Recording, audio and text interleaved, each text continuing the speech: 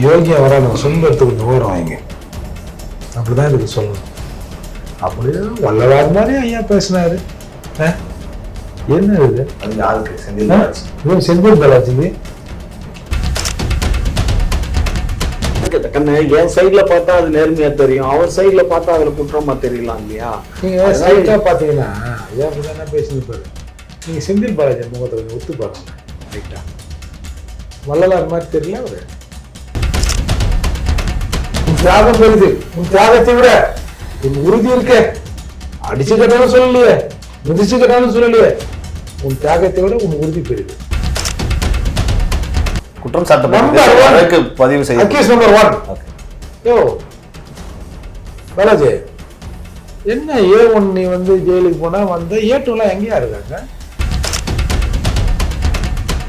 புனையப்பட்ட செய்தி பாட்டாளி மக்கள் கட்சி முன்னாடிதான் சொல்றாரு. முன்னாடிதான் சொன்னாருனாக்க உண்மை சொன்னார் தானே. உண்மையின் பூரா பொய்யா பேசுறாரு, புழுகு மூட்டை அவுத்து விடுறாரு. அதை நீ கேட்டுக்கிட்டு நீ எந்த கேட்குறீங்க? பூரா புழுகு மூட்டை, ஒண்ணு கூட உண்மை இல்ல. கம்யூனிஸ்ட் கட்சியை உடைக்க முடியுமா?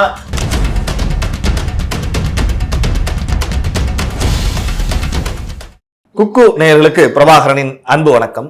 இன்றைய நிகழ்ச்சியில் நம்மோடு 2 சிறப்பு விருந்தினர்கள் இணைந்திருக்கிறார்கள். ஒருவர் திராவிட முன்னேற்ற கழகத்தை சார்ந்த திரு காமாட்சி நாயுடு ஐயா அவர்கள். வணக்கம் சார். வணக்கம். மற்றொரு சிறப்பு விருந்தினர் புரட்சி தமிழகம் கட்சியினுடைய தலைவர் மற்றும் வழக்கறிஞர் திரு ஏர்போர்ட் மூர்த்தி அவர்கள். வணக்கம். நாம் தமிழர் சீமான் அவர்களுடைய அந்த கருத்து குறித்து நம்ம பேசிக்கிட்டோம். அடுத்த கட்டத்துக்கு நகரலாம் அப்படின்னு நினைக்கிற விவாதத்தில் செந்தில் பாலாஜி அவர்களுடைய வழக்கு சமீபத்தில் நீதிபதி அவர்களால் வந்து விமர்சிக்கப்பட்டது.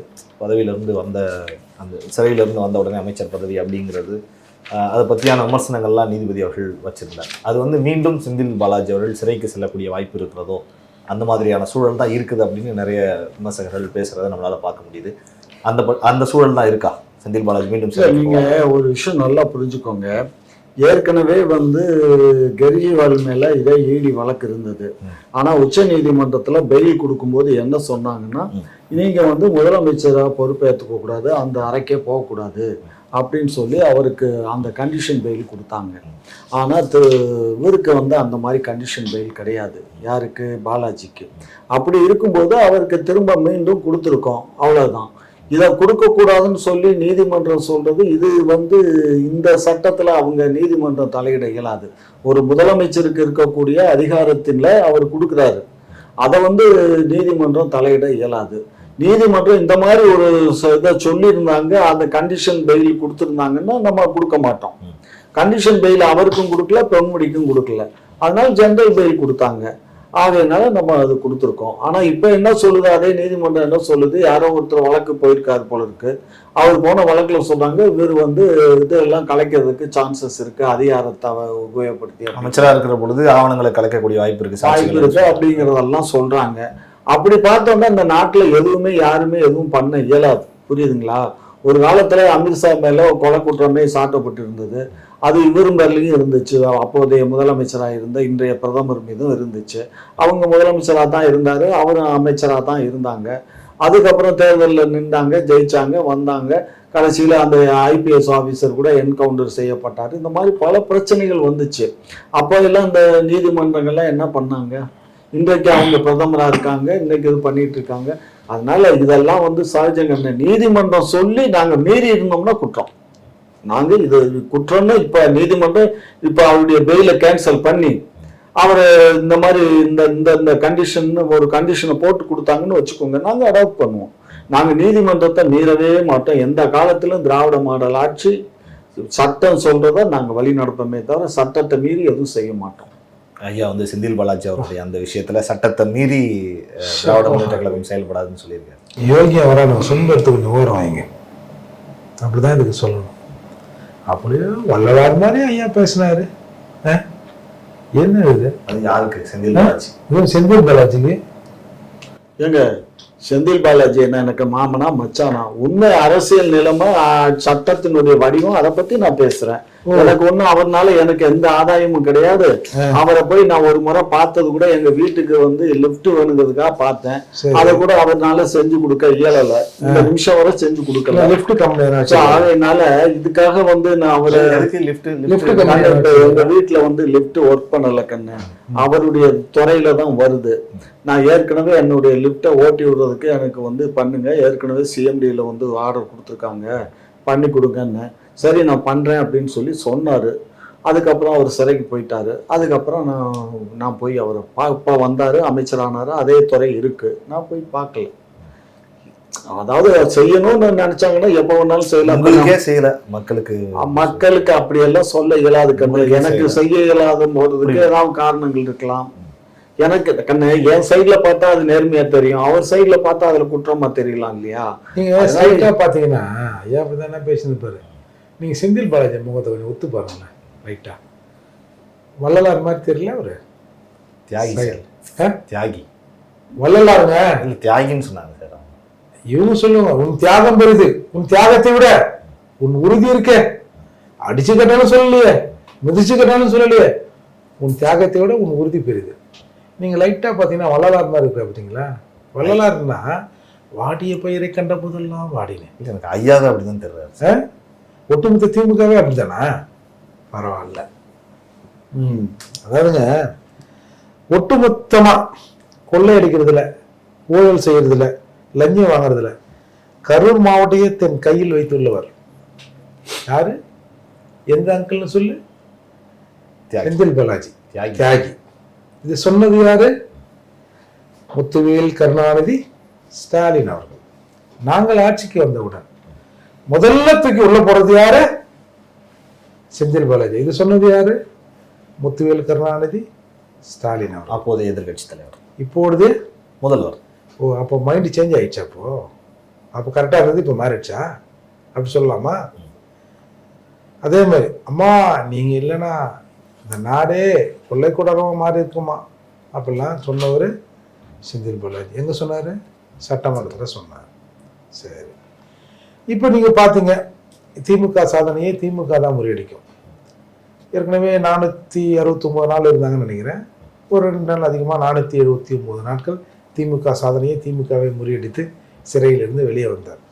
சிறையிலிருந்து வெளியே வருகிற போது சிறையில் போட்ட உடனே நீங்கள் அதை நம்ம பல விஷயங்கள் பேசியிருப்போம். அது எப்படிலாம் சிறைக்கு போனார், எப்படி அந்த தேவசகாயம் வந்து எப்படி புகார் கொடுத்தாரு அப்படிலாம் நம்ம வந்து அதை பார்த்துருப்போம். கொடுத்த நபரே வந்து ஐயோ நான் செந்தில் பாலாஜின்னு யாரையும் ஒருத்தர் புதுசாக பேர் போட்டுக்கிறீங்க, அந்த ஆளோட பேருக்கும் புகழுக்கும் கலங்கமலை இருக்க மாதிரி இருக்குது, நானும் இவரை சொல்லலையே அப்படின்னு முதலாக கம்ப்ளைண்ட் கொடுத்த தேவசகாயம் சொன்னார். அதுக்கப்புறம் பல வழக்குகளில் வந்து நாங்கள் வாங்கின காசு திருப்பி கொடுத்துருந்தாங்க. இன்னும் தில்லாலங்கடி வேலைலாம் நடந்தது. அப்போ சிறைக்கு போறார். சிறைக்கு போற உடனே பெயில் இவருக்கு கிடைக்கல. அப்போ ஒன்று சட்ட வல்லுநர்கள் என்ன சொல்லுவாங்க, இந்த அமைச்சர் பதவி தாங்க அவருக்கு சிக்கல. சார், ஒரு அமைச்சர்ங்கிறது யாரு? அமைச்சருங்கிறவர் அந்த அமைச்சக பணிகளை செய்ய வேண்டிய நபர் தான். இல்லை சொல்லுங்க, நாங்கள் டெய்லி காலையில் சென்ட்ரல் ஜெயிலுக்கு புயல் ஜெயிலுக்கு ஃபைல் அனுப்புவோம், அண்ணா எல்லாத்தையும் பார்த்துட்டு சாயந்தரம் கையெழுத்து போடுவார், அப்படியே எடுத்துக்கிட்டு நேராக செக்ரட்டரியேட் வந்துடும். ஒரு அமைச்சராக இருப்பது எதற்கு? அந்த துறை சார்ந்த விஷயங்களை பணிகளை செய்யறதுக்காக தான் அமைச்சராக இருக்கிறார். ஜெயிலில் என்ன பண்ணி தருவாரு? டிவி தானே பார்த்துருந்தாரு. அமைச்சர் கலைஞர் டிவி பார்க்கிறார், அமைச்சர் பொருள் சிறையில் இருக்கிறார், அமைச்சர் காலையில் அதை சாப்பிட்டார், இந்த அவளை கேட்டார், அந்த கேசரியை கேட்டார். இதான் சார் அரசு. அப்போ இது வந்து பெயிலுக்கு டிஸ்டர்பன்ஸா இருக்கு. அப்போ வாதங்கள் வைக்கப்படுகிறது. ஒருத்தர் சிறைக்கு போய் இவ்வளவு நாள் கழிச்சு கிட்டத்தட்ட 300 நாளைக்கு மேல ஆகுது, அவருக்கு வந்து அமைச்சர் பதவியிலிருந்து அவரை எடுக்கலன்னா அவரோட செல்வாக்கு எந்த அளவுக்கு இருக்கும் பாருங்க. அதால இவருக்கு பெயில் கொடுத்தா வெளியில வந்தா சாட்சிகளை கலைத்து விடுவார். இதுதான் கிரவுண்ட்ஸ். உடனே பார்த்தாங்க ஒன்றும் நடக்கல. அப்புறம் வந்து பதவியை ராஜினாமா பண்ண சொல்லி பெயில் போட்டாங்க. இதுக்கிடையில ஒரு புருடா விட்டாங்க, பிஜேபியில சேர சொல்றாங்களாம்மா. தூங்குறாரு ஐயா, தூங்குறாரு. செந்தில் பாலாஜி குறித்து பேசுறப்ப தூங்குறாரு. அது மாதிரி ஆக்ட் பண்ண சொல்லியிருப்பாங்க அவங்க. ஏன்னா நீ எதனா குறுக்க பேசினா அவங்க எல்லாம் கழுவி ஊற்றுவாங்க, கொஞ்ச நேரம் கண்ணம் போன மாதிரி இருங்க அப்படி கூட இன்ஸ்ட்ரக்ஷன் வந்திருக்கலாம். அப்போ செந்தில் பாலாஜி அமைச்சர் பதவி ராஜினாமா பண்ணிட்டாரு. அப்புறம் திருப்பியும் போராடி ஐயா நாங்கள் அப்படி இல்லைங்க ஐயா, ஏற்கனவே வந்து ஒரு 2 வெளிமாநிலங்கள் நடந்த அந்த வழக்கைகள்லாம் சொல்லி வந்து அந்த நஜீப் வழக்கு, KA நஜீப் வழக்கு, அப்புறம் வந்து இந்த சத்தீஸ்கரில் ஒருத்தவங்க சிஎம்மோட துணை செயலாளராக இருந்தாங்க, ஒரு சௌமியா அப்படின்னு ஒரு IAS அதிகாரி. அவங்க 2 பேர் வழக்கையும் காரணம் காட்டி இது மாதிரி நாங்கள் ரொம்ப நாளாக இருக்கிறோம், வழக்கு விசாரணை போக மாட்டேங்குது, இது நீங்கள் எப்போ ஃபைனல் பண்ணுற வரைக்கும் எத்தனை வருஷம் நாங்கள் உள்ளே இருக்கிறது, எனக்கு வேறு உடம்பு சரியில்லை, எனக்கு வேறு ஆப்ரேஷன் பண்ணிட்டாங்க, அங்கே ஒன்றும் முடியல அப்படின்னு சொல்லி இப்போது இவர் அமைச்சராகவும் இல்லை, இவர் சாதாரண ஒரு சட்டமன்ற உறுப்பினர், இவரால் அதிகார துஷ்பிரயோகம் செய்ய முடியாது, சாட்சிகளை கலைக்க முடியாது. அப்போ நீங்கள் சாட்சி சம்மந்தமானப்பட்டவங்களை யாரையும் பார்க்கக்கூடாது, வந்து வாரத்துக்கு ஒரு தடவை இங்கே வரணும், அங்கே வரணும், அங்கே கையெழுத்து போனோங்கன்னு ஏதோ கண்டிஷன்லாம் சொல்லி அமிச்சாங்க. அந்த கண்டிஷனோடு வெளியே வந்தவர் 3 நாட்களில் அமைச்சராகிறார். அப்போது இழந்த பழைய செல்வாக்கு திரும்பவும் உங்ககிட்ட வந்துடும், அதிகாரம் வந்துருச்சுல்ல. இப்போ அண்ணன் வந்து ஒரு சைரன் வச்ச காரில் போகிறார், ED ஆஃபீஸ் வரைக்கும் போகிறார். ED ஆஃபீஸ் கேட் வரைக்கும் அவர் யார்? அமைச்சர். டிராஃபிக் போலீஸ் என்ன பண்ணும்? சல்யூட் அடிக்கும். சட்ட ஒழுங்கு போலீஸ் என்ன பண்ணும்? எல்லாரும் அமைச்சர்னா அதுக்கான புரோட்டோகால் தானே. புரோட்டோகால். அதாவது எங்க போறாரு? மாமியார் வீட்டுக்கு போல, வேற மாமியார் வீட்டுக்கு கையெழுத்து போடுறதுக்கு சைரன் வச்ச காரே ஓரம்போ அண்ணன் வர்றாரு, அமைச்சர் வர்றாரு, நேரம் உள்ள போய் கேஸ் நம்பர்னா எத்தனை அக்யூஸ் உங்க கேஸ்ல? ஒருத்தர் தான் ரிமாண்ட் ஆனீங்களா? மற்ற அக்யூஸ்லாம் எங்க சார்? இந்தாங்க போடுங்க கையெழுத்து. ED ஆபீஸ்ல அமைச்சருக்கு பேர் என்ன? தான் குற்றம் சாட்டப்பட்டு பதிவு செய்ய அக்யூஸ் நம்பர் 1. ஓகே. யோ பாலாஜி, என்ன A1 நீ வந்து ஜெயிலுக்கு போனா வந்து A2லாம் எங்கேயா இருக்காங்க அப்படிதானே கேட்பாங்க. இது ஏற்கக்கூடியதா? அதாவது சட்டப்படி நீங்க சொல்றீங்கல்ல, சட்டத்தில் அப்படி இடம் இல்லைன்னு, ஒரு தார்மீக அடிப்படையில் ஒரு ஏட்டையா ஒரு நோட் எடுத்து போட்டு கையெழுத்து போட்டு போங்க. சப்போஸ் 10 மணிக்கு கையெழுத்து போடணும், 11 மணிக்கு போற ஆரம்பிச்சுக்காங்க, ஏட்டையா கேட்க மாட்டாரு. என்ன வயசுக்கு வர, எத்தனை மணிக்கு கையெழுத்து போடணும்? கையெழுத்துல வாங்க முடியாது, நீ போய் அதிகாரிகிட்ட கேட்டுவா அப்படின்னு போய் கேட்டுட்டு திரும்பி வந்து 10 மணிக்கு தான் போடுவாரு. 11 மணிக்கு போட்டாலாம் போட முடியாது, 10 மணிக்கு தான் போடுவோம். 10 மணிக்கு தான் அதை போட்டாகணும். ஏன்னா நீங்க லேட்டா வந்து அதை கேன்சல் பண்றதுக்கும் வாய்ப்பு இருக்குல்ல. அப்போ ஒரு சாதாரண அக்யூஸ் எப்படி ட்ரீட் பண்ணப்படுவாரோ ஒரு ஏட்டையாவால், அதே போல ஒரு தமிழகத்தில் இருக்கிற ஒரு அமைச்சர் ட்ரீட் பண்ணது தமிழக அரசுக்கு நல்ல மரியாதைன்னு நீங்க ஏத்துங்கன்னா நீங்க அதை செய்யுங்க. இப்படி இருக்க நிலையில அந்த பாதிக்கப்பட்ட ஒரு நபர் வந்து போய் சுப்ரீம் கோர்ட்டுக்கு போறார். ஐயா வித்யாகுமார்ன்றவர், ஐயா இவங்க வந்து நாங்கள் அமைச்சர் இல்லை, நாங்கள் அதிகாரத்தை சுரோகம் பண்ண மாட்டோம் அப்படின்னு சொல்லிட்டு தான் பெயில் வாங்கினாங்க. பெயில் வாங்கினா 3வது நாள் அமைச்சர் ஆகிட்டாங்கன்னு ஒன்று நீதிபதி மிரண்டார். 3வது நாள் அமைச்சரா? என்ன அது எப்பா, என்னப்பா சொல்கிறீங்க? இன்னொன்று, ஐயா அதற்கான வந்து பதில் எங்ககிட்ட இல்லை, நாங்கள் அரசுக்கிட்ட கேட்டு பதிலை சொல்லணும். டிசம்பர் 13க்கு அந்த வழக்கு தள்ளி வச்சுருக்காங்கன்னு வச்சுக்கோங்க, வாய்தா போட்டிருக்காங்கன்னு வச்சுங்களேன், ஹியரிங் போட்டிருக்காங்க. சப்போஸ் கடந்த வாய்தாவில் அதை உடைத்து பேசியிருந்தால் ஒரு முடிவுக்கு வந்திருக்கும். இந்த வழக்கில் இதுதான் தீர்ப்பு வரும்லாம் இல்லை. அவங்க நாங்கள் ஜாமீனை ரத்து பண்ணுகிறோம் அந்த நிலைக்கு நாங்கள் போகலை, அந்த ஆர்டருக்குள்ள நாங்கள் பரிசீலனை பண்ணல. அப்போ வேற ஏதோ ஒன்று அவங்க வந்து பார்ப்பாங்க, யோசிப்பாங்கன்னு நம்ம ஒரு அசியூம் பண்ணிக்கலாம். ஏன்னா ஒவ்வொரு தீர்ப்பும் இதற்கு முன்னால் ஏதாவது ஒரு கேஸ்ல அந்த தீர்ப்பின் அடிப்படையில் தான் தீர்ப்பு வழங்கப்படும். செந்தில் பாலாஜி கேஸும் வந்து ஒரு செந்தில் பாலாஜி கேஸும் அந்த 2 பேரோட வழக்கின் அடிப்படையில் அதை காரணம் தான் வாங்கினீங்க. அப்படி இருக்கிற போது கெஜ்ரிவாலுக்கு வந்த மாதிரி, எப்பா உனக்கு அவர் அமைச்சராக தானே இருக்கணும், அமைச்சராக கூட இருக்கட்டும், இந்த பொறுப்பு அரசு அதிகாரத்தில் கையெழுத்து போடுறது இதெல்லாம் இருக்கக்கூடாதுன்னு சொல்லுவதற்கும் வாய்ப்பு இருக்கு. நம்ம இதுதான் வரும் இல்லை, இதுக்கான சூழலும் இருக்கு. ஓகே. அப்போ அவங்க சொன்ன பிறகு நான் ஒன்னா அவர் வந்து வெறும் அமைச்சர், என்ன சும்மா அமைச்சர்னு சொல்லக்கூடாதுல்ல, அமைச்சரா ஒரு துறை என்னப்பான்னு கேட்பாங்க, அதில் வெறும் அமைச்சர் செந்தில் பாலாஜின்னு தீர்ப்பு வந்த பிறகு அவர் வந்து அழைக்கப்படலாம்னு நான் நினைக்கிறேன். செந்தில் பாலாஜி அவர்கள் குறித்து நிறைய பேசிட்டு செந்தில் பாலாஜிங்க, வெறும் செந்தில் பாலாஜி, வெறும் செந்தில் இல்லை அமைச்சர் நான் சொல்லலையே. செந்தில் பாலாஜி அவர்கள் குறித்து இந்த வழக்கு சம்பந்தம் பேசுறதுனால அது குறித்து நம்ம பேசிட்டு இருந்தோம். ஐயா ரொம்ப மௌனமா இருந்தார், எதுவும் பேச இல்ல வருத்தம். ஐயா, அதாவது செந்தில் பாலாஜி சட்டம் என்ன சொல்லுதோ அதை நாங்க செய்வோம். சட்டத்தை மீறி நாங்க எங்க சட்டம் ஆட்சி என்ன சொல்லுது? செய்யறது சரியா? எங்க சட்டம் அவருக்கு அமைச்சர் கொடுக்க கூடாதுன்னு சொன்னா நாங்க அமைச்சர் கொடுக்கல. சட்டத்துல எங்கேயும் அந்த நீதிமன்றம் சொல்லல. கெஜ்ரிவாலுக்கு கொடுக்கும்போது சட்டம் கரெக்டா தன்னுடைய கடமையை செஞ்சுச்சு. இவருக்கு வந்து ரிலாக்ஸேஷன் கொடுத்து பண்ணியிருக்காங்க. ஸோ அதனால திரும்ப நாங்கள் அமைச்சர் கொடுத்துருக்கோம். நாளைக்கு இதே நீதிமன்றம் வந்து அமைச்சர் ஏன் கொடுத்தீங்க, அதனால அமைச்சர் கொடுக்காதீங்க, இவர் வந்து அமைச்சர் பொறுப்பில் இருக்கக்கூடாதுன்னு நீதிமன்றம் சொன்னா நாங்கள் அதை கடைப்பிடிப்போம். கண்ணப்பன் வழக்குல இவங்க சட்டத்தை எப்படி மதிக்கிறாங்கன்னு பார்ப்போம். கண்ணப்பன் வந்து ஒரு வீடியோவை சாதியை சொல்லி திட்டினதை பார்த்தோம். அப்புறம் இந்த வீடியோ வீடியோலாம் போட்டார். அதில் நான் புகார்தார். ஓகே, ஒரு பட்டியல் சமூகத்தவனா நான் வந்து மனதால் அச்சம் கொள்கிறேன்றது தான் இல்லை கிரவுண்ட்ஸ். ஓகே, புகார் விசாரணைக்கு வருது. ஒன் ஆஃப் த இது வந்து நீங்க தான் பெட்டிஷனர். நான் தான் பெட்டிஷனரே இல்லை. ஓகே, வேற யாரும் புகார்தார் இல்லை. என்னோட புகார் ஏற்றுக்கொள்ளப்பட்டு தேசிய ஆணையம் விசாரணைக்கு வருது. தேசிய ஆணையம் கேட்குது, புகார்தார நான் நிற்கிறேன், எஸ்பி கலெக்டர் நிற்கிறாங்க. சரி, கண்ணப்பன் புகார் மீது என்ன நடவடிக்கை எடுத்தீங்கன்னு கேட்குறாங்க. அது எங்கள் எல்லை இல்லை, உங்கள் எல்லை இல்லைன்னா அடுத்த எல்லைக்கு மாற்ற வேண்டியதானே அப்படின்னு கேட்டாங்க. உடனே அடுத்த எல்லையும் வேறு கேஸுக்கு வந்தார். சரி, இதை பற்றி நீங்கள் என்ன சொல்கிறீங்க? சரி, நீங்கள் உங்கள் எல்லை இல்லை, நீங்கள் விசாரணை பண்ண கூட அதை மாற்றிருக்கலாம். நீங்கள் பூர்வமாக என்ன நடவடிக்கை எடுத்தீங்க? இந்த புகாரில் இவரோட வாய்ஸ் வீடியோலாம் இணைச்சி வச்சுருக்காங்க. இது குறித்து நீங்கள் தடை அறிவுத்துறைக்கு அனுப்பி இந்த வாய்ஸ் இந்த வீடியோவில் இருக்கிறவர் கண்ணப்பன் தானான்னு உறுதிப்படுத்தினா உண்மைதானா அப்படிங்கிறத உறுதிப்படுத்துறீங்களா? ஒன்றும் இல்லைங்க. கேஸோட தொடக்கமே அதானே. அதாவது பூர்வாங்க முதற்கட்ட விசாரணைங்கிறது உண்மையா தெரிஞ்சாதானே அடுத்த கட்டத்துக்கு நகர முடியும். ஓகே, அப்போ பண்ணல அப்படின்னு இமீடியட்டா அதை வந்து தடை அறிவுத்துறைக்கு அனுப்பி அந்த வீடியோ ஆடியோவின் உண்மைத்தன்மையை நீங்கள் வந்து ஆராயணும்.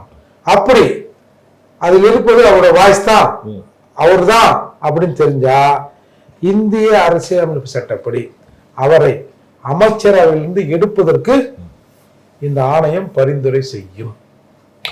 இமீடியட்டா நீங்க நடவடிக்கை எடுங்கன்னாரு. இது சொல்லி கிட்டத்தட்ட 1.5 வருஷத்துக்கு மேல ஆகுது. எந்த நடவடிக்கையும் இல்லை. சட்டத்தை மதிக்கிறவர்கள் இல்லை. ஏன் 1.5 வருஷம் ஆச்சு? ஏன் நீங்க கார்பஸ் மனு ஒண்ணு போட வேண்டியது? ஏங்க 1000 தடவை மனு கொடுத்தாச்சுங்க. மனு கொடுத்தாச்சு இல்ல, அப்புறம் என்ன பொத்திட்டு என்ன பண்ணுவோம்? நீங்க எப்படி என்ன நீங்க தப்பான ஒரு இதை கொடுத்துருக்கீங்கன்னு அர்த்தம். என்ன தப்பான கம்ப்ளைண்ட், தப்பான புகாரு? ஏன் அந்த இவ்வளவு சொல்றீங்கல்ல, ஆணையம் வந்து நேரடியாக கேஸ் எடுக்கக்கூடியா? யோ கண்ணப்பா அங்க வா, நீ பேசு, சொல்லு நான் சொல்லணும். நம்ம தமிழ்நாடு போலீஸ் தான். தமிழ்நாடு போலீஸ் பார்க்கணும். தமிழ்நாடு போலீஸ் பார்க்கல. தமிழ்நாடு போலீஸ் ஏன் பார்க்கலன்னு கேக்குறாரு. அதத்தான் கம்ப்ளைண்ட் கொடுங்க. யாருகிட்ட கம்ப்ளைண்ட் கொடுங்க? போலீஸ் சரியா நீதிமன்றத்துக்கு போகலாம். மறுபடியும் காவல்துறை வந்து அதனுடைய பணியை சரியாக செய்யவில்லை என்றால் உயர் நீதிமன்றத்துக்கு உடனடியா போறது ஒரு வழக்கறிஞருக்கு இது கடவுளே சொல்லாமலே ஏன் எடுக்கல, ஏன் அந்த காவல்துறை செய்யணும்லன்னு கேக்குறாரு. சட்டம் எல்லாருக்கும் ஒண்ணுதான். அதுல என்ன பிரச்சனைன்னு எனக்கு தெரியாது, நான் அதை பார்க்கல. அத சொல்றாரு, அந்த பிரச்சனைய சொல்றாரு. நம்ப இயலாது, அவர்தான் இயலாது. எங்க அரசுக்கு போலீஸ் விசாரணை பண்ணி இது பொய் புகாரு, அதுல பேசுறது அவரே இல்லைன்னு கூட சொல்லுங்க. அதெல்லாம் நாங்க சொல்லுறோம் சொல்லலைங்கிறது வேற. நாங்க தான் இந்த 1.5 வருஷம் ஆச்சுங்கிறீங்கல்ல, புகார் கொடுத்தா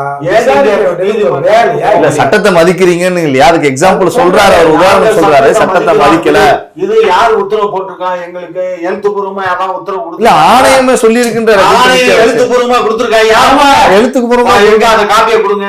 எழுத்துப்பூர்வமா கொடுத்த காப்பியை கொடுங்க. நாளைக்கு காலையில நீங்க சப்மிட் பண்ணுங்க. நீங்க எழுத்துப்பூர்வமான முதலமைச்சர் பேசுவாரு. ஐயா முதலமைச்சர் நேரடியா பேசுவார். கொடுத்துருங்க, நீங்க கொடுங்க சார், அந்த காப்பியை கொடுங்க. அது சும்மா அந்த கதையெல்லாம் விடுற வேலையெல்லாம் இங்க வேண்டாம். உண்மையை பேசுங்க. உண்மை இங்க பாருங்க, ஆணையம் சொல்லி இருக்குல்ல, அந்த பேப்பரை கொடுங்க. இவ்வளவு நாள் நீங்க ஆணையத்தை சொல்லியும் காவல்துறை நடவடிக்கை எடுக்கலன்னா, யாரு அன்னைக்கு எந்த கலெக்டர் வந்தாரு, எந்த எஸ்பி வந்தாரோ அவங்க மேல நீங்க ஒரு வழக்கு. இதுக்கு இவர் வந்து நீதி நிலைநாட்டுற எண்ணம் இல்லை. அந்த கோணாலத்துக்கு போட்டா வேற ஒரு ரெடியார போட்டுக்கலாம், ஒரு நாயுடுவை போட்டுக்கலாம் அப்படின்னு பின்னாடி இருந்து பேசுறேன். அவர் ஒரு தமிழனா நாங்க பேசியிருந்தேன் பாத்தீங்களா? அதாவது பாச பிணை இல்ல, பாச பிணை அப்படிதான் கேஸ் கொடுத்துருப்பேன். அதெல்லாம் வெட்டு வேஷம், வெளி வேஷம். ஏற்கனவே அங்க வந்து போட்டாரு ஒரு இப்ப இந்த சேரை போட்டாங்க, பிளாஸ்டிக் சேரை போட்டாங்கன்னு ஏற்கனவே நீங்க தான் பல ஊடகங்கள்ல பேசுனீங்க. அது வேறங்க. நீங்க தான் அதான் சொன்னேன். அதாவது மாமியார் உடைச்சா பொன்குடம், மரும உடைச்சா, அதாவது ஸ்டாலின் கூட பிளாஸ்டிக் சேர் போட்டு உட்கார வைக்கிறாரு, அப்பெல்லாம் கம்முனுக்கிறீங்க. கண்ணப்பு போட்டு உட்கார வச்சா ஏன் கத்துறீங்க? மாமியார் உடைச்சா மண்கூடம், மரும வச்சா பொன்குடமா? நடந்தது தானே சொல்றாரு. நாங்க யாருக்கும் எந்த சேர் இருக்கிறதுல உட்கார்றோம். ஏயா சேர்ல என்னையா எந்த சேர்னா என்ன? குண்டு எதுல தவறான வார்த்தைகள். எந்த சேர்னா என்ன? அவரு பக்கத்துல உட்காந்து சோபால பக்கத்துல உட்கார சொல்றாரு. அந்த வீடியோ பார்த்தாச்சு. பக்கத்துல உட்காருங்கன்னு சொல்றாரு. அவர் பக்கத்துல உட்காந்து சேரை மாத்தி உட்காருது. அவரு இங்க உட்காந்துட்டு விருந்தினர் வந்திருக்காருல்ல, அவருக்கு அந்த சேரை கொடுக்குறது. கண்ணே அவர் ஒருத்தர் தாங்கன்னு இருக்காரு, வேற யாரும் இல்ல கண்ணு. அவர் ஒரு சோபால உட்கார்ந்து இருக்காரு. பக்கத்துல உட்கார சொல்றாரு. இவர் பக்கத்துல உட்கார வேண்டும், உட்கார மாட்டேன்னு சொன்னாரு. ஒரு சேர் எடுத்து வந்து போடுங்கிறாரு. இவ்வளவுதான் முக்கிய விஷயம். இத வந்து கதை வச்சு, கண்ணு வச்சு, காது வச்சு, மூக்கு வச்சு, முகம் வச்சு, வாயை வச்சு, தலைய வச்சு ஒரு உருவத்தை உண்டு பண்ணி எல்லா ஊடகத்திலயும் எங்களை பத்தி கழுவி வீசி கண்ணப்ப நாரடிச்சு. இல்ல, நீங்க சட்டத்தை மதிப்பீங்கன்றதுக்காக ஒரு உதாரணம் சொன்னாரு. அதுல இருந்து சட்டத்தை மதிக்கிற அளவுக்கு வேற எந்த மனிதன். சரி, விவாதம் வேற எங்கேயோ போகுதுன்னு நினைக்கிறேன். இரணின்னு ஒரு தம்பியை நிக்க வச்சாரு. சரி, அது கூட சரி, உன் பார்வையில அந்த தம்பி ஒரு இயக்கவாதி, ஒரு பழங்குடி சமூக மக்களுக்கான இயக்கவாதி. சிட்டிங் எம்பி நிக்க வச்சு அது எதுல வரும்? அது பேர் ஐயா தெரியாது, யாருன்னு தெரியாது. தென்காசி எம்பி ஒரு பெண் நின்றுச்சு, தேவேந்திர குல வேளாளர் சமூகத்தை சேர்ந்தவர் அவர். ஆமா, அவர் நிக்க வச்சிங்களே, அது என்னது? அதனால என்ன? அப்போ அவன் சட்டத்தை மதிக்கிறாங்க. இல்ல, அது கடந்து போயிடுவோம். நம்ம மக்கள் பாக்குறாங்கண்ணே, அவங்க பதில் சொல்லிக்கிட்டா மதிக்கிறது இல்ல சார், கொம்பை போட்டு மிதிக்கிறாங்க சார். பாப்போம், மக்கள் அதை பாக்குறாங்க, அது போயிடுவோம், கடந்து போயிடுவோம். இறுதியா ஒரே ஒரு கேள்வியோட விவாதத்தை நிறைவு செய்யலாம்னு நினைக்கிறேன். மகாராஷ்டிர தேர்தல் முடிவுகள், அது குறித்தான நிறைய விமர்சனங்கள் வந்திருக்கு. உங்க தரப்புல இருந்தும் திமுக தரப்புல இருந்தும் இந்த தேர்தலில் முறைகேடு அப்படிங்கிற மாதிரியான விமர்சனங்கள்லாம் காங்கிரஸ் தரப்புல இருந்தும் வைக்கப்படுகிறது. என்ன பிரச்சனை உங்களுக்கு அந்த தேர்தல் முடிவு? இல்ல கண்ணா, அதாவது ஒரு சின்ன எக்ஸாம்பிள் மட்டும் சொல்லிடுறேன்.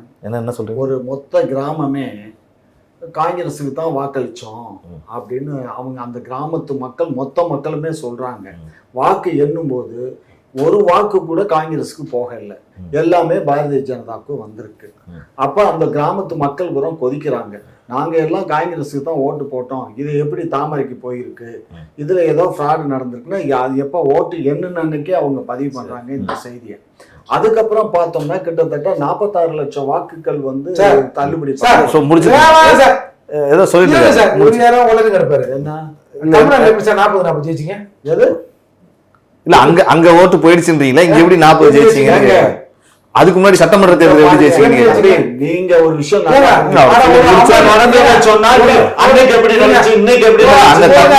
அங்க தப்புன்றீங்களே, இங்க எப்படி ஜெயிச்சீங்க? தப்பு இல்ல, நாங்க என்ன பண்ணா பிஜேபி தப்பு பண்ணுன்னு சொல்றீங்களா? நம்மால ஒரு அண்ணாமலை போட்டியா எம்பியா, மிஷின் ஆஃப் பண்ணியா பண்ணி விட்டுருக்கலாம்ல? அது நடைமுறை பாருங்க, அதெல்லாம் பண்ணிட்டு இருக்கலாம். ஆனா அது வந்து இங்க வந்து அதிகாரிகள் வந்து அப்பா வந்து திமுக அதிகாரிகள் இங்க இருந்தாங்க, அதனால உங்களுக்கு போட்டுக்கிட்டீங்க. எங்களுக்கு போடல, அவன் நேர்மையை கடைபிடிச்சான், அவன் பண்ணல. எங்க இருந்து ஆக்ட் பண்றாங்க, அங்க இருந்து இல்லங்க. இங்க பாருங்க, இப்ப அங்க என்ன குற்றச்சாட்டு நீங்க சொல்றீங்க? சொல்லிட்டு அவர் சொல்லிட்டாங்க என்ன நடந்துச்சுன்னு சொல்லி. 46 லட்சம் வாக்குகளை வந்து மறைக்கப்பட்டிருக்கு கண்ணு. போடப்பட்ட வாக்குகள் மறைக்கப்பட்டிருக்கு. 31,000 வாக்குகளை 31 லட்சம் வாக்குகளை வந்து புதுசா வந்து இணைச்சிருக்காங்க. இதெல்லாம் மொத்த ஓட்டு விழுந்திருக்குல்ல, அந்த ஓட்டை காட்டில அதிகமான ஓட்டு போலாயிருக்கு. என்ன ஓட்டு போலாகணுமோ இவங்க முதல் சொன்னாங்களோ அதுக்கு மேல அதிகமான வாக்குகள் வந்து போலாயிருக்கு. அப்ப இது என்ன அர்த்தம் சொல்லுங்க, நீங்க சொல்லுங்க. இதைத்தான் நாங்க இப்ப தேர்தல் கமிஷன்ல கேட்டோம். தேர்தல் கமிஷன் பேக்னு முடிச்சிச்சு, நீதிமன்றம் போனோம். நீதிமன்றம் இப்ப தேர்தல் கமிஷனை கேள்வி கேட்டிருக்கு. உடனடியா நீங்க பதில் சொல்லணும். எப்படினாலும் நாங்க சங்கியா இருந்தாலும் சரி, சொங்கியா இருந்தாலும் நாங்க நீதிமன்றம் சங்கிகள் தானே சார். மோடி அரசுக்கு எதிராக நீதிபதிகள் அதை எப்படி வேணாலும் நாங்க போறது கரெக்டா அந்த நேர்மையா நாங்க நேர்மையான வழியில நீதிமன்றம் போறோம். சரிங்க. நீதிமன்றம் எப்படி வேணாலும் தீர்ப்பு கொடுக்கட்டும். அந்த அந்த நாடாளுமன்ற அந்த சட்டமன்ற உறுப்பினர்கள்லாம் வாக்கெடுத்து தேர்ந்தெடுத்து வந்தாங்கல்ல, அந்த ஓட்டு போட்ட மக்கள் வந்து உண்மை தெரிஞ்சா அவ்வளவுதான். நம்ம ஊர்ல தான் 2 முதல்வர் இருக்கிறாங்கல்ல, மகாராஷ்டிராவை கலைச்சிட்டு இங்க இருந்து யாராவது ஒருத்தர் அங்க சிஎம் ஆகி விட்டுலாமா சார்? பண்ணிடலாமா? ஐயா தான் சொல்லுவோம். ஏற்கனவே ஒரு கட்சியை உடைச்சு அந்த ஆளு வந்து போன முறை வந்து அவனை சும்மா என்ன பேச விடாம என்ன ஒழுக்க யோக்கியங்கிறீங்க. அன்னைக்கு இங்க பாருங்க, இல்ல சொல்லிட்டு அவன் வந்து மராட்டியத்தினுடைய மிகப்பெரிய ஒரு கட்சியை உடைச்சு அந்த ஆள் வந்தான். அவன் நம்ம எப்படி வந்து வர வச்சீங்க? அவன் மேல இடி அனுப்பிச்சிங்க. இடி அனுப்பிச்சு அவனை அரெஸ்ட் பண்ண போனீங்க. அவன் உடனே என்ன பண்ணா, சரி நான் கட்சியை உடைச்சு நான் வந்துடுறேன் எம்எல்ஏ உடனே சொல்லி வந்த உடனே அவனை சீஃப் மினிஸ்டர் ஆக்கி அங்க ஆட்சி அமைச்சீங்க. இங்க திமுக தேமுதிக விஜயகாந்துக்கு என்ன பண்ணாங்க? 5 எம்எல்ஏ கூட்டு வந்து உடைச்சு கொண்டு வந்து நாங்க ஒண்ணும் பண்ணல. அது ஜெயலலிதா அம்மா தான் பண்ணுச்சு. கொண்டு வந்தாங்க. நாங்க அதெல்லாம் நாசமா போன பின்னாடிதான் எங்கள்கிட்ட வந்து நழுவி கொண்டிருக்கிறது. அது முதல்ல தேர்தலுக்கு முன்னாடி சொன்ன வார்த்தை, கலைஞர் சொன்ன வார்த்தை, நம்ம கூட கூட்டணிக்கு வருவாரு அப்படிங்கிறது சூழ்நிலை இருந்ததுனால அப்படி சொன்னாரு. அவரு அதிமுக கூட்டணிக்கு போயிட்டாரு. அதிமுக கூட்டணியில போய் ஒரு எம்எல்ஏ பார்த்து நாக்கு துருத்துனதுக்கு இந்த அம்மாவை பார்த்தா நாக்கு துருத்துனாருன்னு சொல்லி அது நம்ம பார்த்தோம். அது கடந்த கால அரசியல்ல நிறைய பேசி அதுதானே தவிர மற்றபடி நாங்க வந்து அந்த உடைக்கிற வேலையே கிடையாது. அந்த மாதிரி வேலையே என்னன்னே தெரியும். அந்த மாதிரி வேலையே தெரியாது. ஒரு லிஸ்ட் சொல்லிட்டா, 30 லிஸ்ட் வச்சிருக்கேன். 30 கட்சிகள் எந்தெந்த கட்சியை உடைச்சாங்கன்னா 30 கட்சிகள் ஒரு 4 சொல்லுங்க. திகாவை திருவாரூர் தங்கராசு கேள்விப்பட்டீங்களா? வச்சு உடைச்சாங்க. கம்யூனிஸ்ட் உடைச்சாங்க, காங்கிரஸ் உடைச்சாங்க, அதிமுக உடைச்சாங்க, தேமுதிக உடைச்சாங்க. இல்லன்னு மறுக்கிறீங்களா ஐயா? எல்லாமே இல்ல, எல்லாமே பொய், புனையப்பட்ட செய்திகள். பாட்டாளி மக்கள் கட்சி முன்னாடிதான் சொல்றாரு. முன்னாடிதான் சொன்னாருனாக்க உண்மை சொன்னா தானே உண்மையின் பூரா பொய்யா பேசுறாரு. புழு மூட்டை அவுத்து விடுறாரு. அதை நீ கேட்டுக்கிட்டு நீ எந்த கேட்குறீங்க? பூரா புழுகு மூட்டை, ஒண்ணு கூட உண்மை இல்ல. கம்யூனிஸ்ட் கட்சியை உடைக்க முடியுமா? அல்ல திகாவை தான் உடைக்க முடியுமா? எங்களால முடியுமா? தங்கராஜ் தனியா போனாரு, கட்சி வச்சாரு. இல்ல வைகோ கூட போனாரு, தனியா ஒரு கட்சியை வச்சாரு. இதெல்லாம் வந்து சகஜங்கன்னு. எம்ஜிஆர் கூட தான் எங்கள்கிட்ட இருந்து போனாரு, அவர் ஒரு கட்சி வச்சாரு. எம்ஜிஆர் காலத்துக்கு பின்னாடி ஜெயலலிதா வந்தாங்க, 100 கட்சி அந்த இது இப்ப உடஞ்சு போச்சு. இப்ப ரெட்டலைக்கே பிரச்சனை வந்து இப்ப தேர்தல் கமிஷன்ல நிக்கி ஊசலாடிக்கிட்டு இன்னைக்கு நாளைக்கு வந்து அதுக்கு ஜன்னியா இல்ல இதாங்கிறது பாடம் கட்டுறாங்களாங்கிறது ஒரு இந்த வாரத்திலே தெரிஞ்சு போயிடும். அதனால எதுவுமே இங்க திராவிட மாடல் ஆட்சியை பொறுத்த மட்டிலும் நாங்க யாருக்கும் எந்த தீங்கும் செய்ய மாட்டோம். மக்களை வாழ வைக்க வேண்டியதுதான் எங்களுடைய கடமை. மக்களை இம்சிக்க மாட்டோம். இது 100% உண்மை. இறுதி கருத்தாக இதை நம்ம பதிவு பண்ணலாம். ஐயா நிறைய விஷயங்கள் சொன்னார்னா நிறைவு கருத்தாக சொல்லி நிகழ்ச்சி நிறைவு செய்யலாம் நினைக்கிறேன். திக சுந்தரா கட்சியோட கூட்டணி வச்சாங்கன்றதுக்காக திருவாரூர் தங்கராசை உடைச்சி தனி அமைப்பாக ஏற்படுத்துகிறாங்க. யார் தெரியுமா திருவாரூர் தங்கராசு? ரத்த கண்ணீர் கதைவசனம் அவர் தான் எழுதினார். ராமதாஸ் ஐயாவை தீரனை பிரிச்சாங்க. இல்லைன்னு சொல்லுங்க. கம்யூனிஸ்ட் பிசிபி ஐக்கிய பொது உரிமை கட்சின்னு கம்யூனிஸ்ட உடைச்சு வச்சாங்க. தமாக அது கூட பொய்யா? ஐயா பொய்யான்னு கேட்க தமாக அவர் வந்து ஜெயலலிதா கூட கூட்டணி வச்சு பொய்யா உண்மை நாங்க உடைக்கலங்க. சரி, அவராதான் காங்கிரஸ் வந்து வந்தாங்க. அப்துல் சமத் லத்தீப் யார் கைங்கரியம். அதுக்கப்புறம் பல விஷயம். தமிழ்நாடு ஜனதா பார்ட்டி நெல்லை ஜெபமணி பிரிவு யாரு? காங்கிரஸ் குமரி ஆனந்தன் வச்சு காந்தி காமராஜ் தேசிய காங்கிரஸ் யாரு? கொங்கு கட்சி ஈஸ்வரன் பெஸ்ட் ராமசாமி. அப்புறம் சீபா ஆதித்யநாத் நாம் தமிழரை தான் உங்களுக்கு தெரியும். அதை எதிர்ப்பு அப்புறம் அரவணைச்சு இவங்களுக்குள்ளே ஆக்கிட்டாங்க. தேமுதிக சந்திரகுமார் எம்எல்ஏ, அப்புறம் நெடுமாறன காமராஜ் காங்கிரஸ். இவ்வளோ லிஸ்ட் இருக்கு. ஏங்க இன்னொன்று வெள்ளையனா விக்ரமராஜா இவங்களையும் யார் கதை? 2 பேரும் ஒன்றா போனாங்க. விக்ரமராஜா உட்கார வச்சு வெள்ளையில மட்டும் வெளியே அனுப்பிச்சார்ல. நடக்கலையா அதெல்லாம் கேட்குறேன். இதெல்லாம் வந்து நாங்க எதுக்கு உடைக்கிறோம், எங்களுக்கு என்ன தேவை? ஏங்க, இது- இன்னைக்கு இதே வெளிப்படையா- இதே மகாராஷ்டிராலயும் அந்த தேவை இருக்கு. வெளிப்படையாக இன்னைக்கு நீங்க VCK மகாராஷ்டிரால பாஜக அது- இந்த மாதிரியான வேலைகள் செய்யறாங்கன்னு சொன்னீங்க. ஆமா, அது திமுகவுக்கான பட்டியலை அவர் சொல்லியிருக்காரு, என்னெல்லாம் திமுகவுக்கான உடைச்சிருக்கீங்க. பட்டியல்ல நாங்க நாங்க என்ன செய்யறோம்? சொல்லு சும்மா இந்த கதையெல்லாம் விடக்கூடாது. எந்த கதையில எது நண்பன் நெடுமாறன் கட்சி தனியா போய் கட்சி ஆரம்பிச்சது காங்கிரஸ் கட்சியில இருந்து தனியா போனாரு, எதுக்கா போனாருங்கிறது எனக்கு தெரியும். போனாரு எனக்கு தெரியும். ராமாச்சரியா குமரி பல இடங்கள்ல சொல்றாரு, சும்மா திருமகனை எங்களை விட்டு போனா தனி ஆளா தான் போகணும். அதுக்கு என்ன அர்த்தம் உடைச்சிருவாங்கன்னு அர்த்தம். கட்சி உடைச்சிருவாங்கன்றீங்களா? சொன்னீங்கன்னா தொண்டர்களுக்கு விருப்பம் இல்லை. பத்தியா? திமுக விட்டு போவதற்கு தொண்டர்களுக்கு விருப்பம் இல்லை. அதைத்தான் நான் பதிவு பண்றேனே தவிர அதுக்காக நாங்க உடைப்போம் இது என்ன உடைக்கிறது, நாங்க என்ன சம்பட்டியா வச்சு அடிக்கிறோம் உடைக்கிறதுக்கு? ஏங்க ஆயுதம் பேசுறீங்க? சரி, நிறைய விஷயங்கள் இது குறித்து நம்ம பேசிட்டு இருக்கோம். நிறைய தகவல்கள், பல விஷயங்கள், சமகால அரசியல் குறித்து நிறைய எங்களோடு இருவரும் இணைந்து குக்கு நேயர்களுக்காக பகிர்ந்து கொண்டீர்கள். உங்களுக்கு குக்கு நேயர்கள் சார்பாகவும் இந்த பிரபாகரன் சார்பாகவும் மனமார்ந்த நன்றிகள். நன்றி.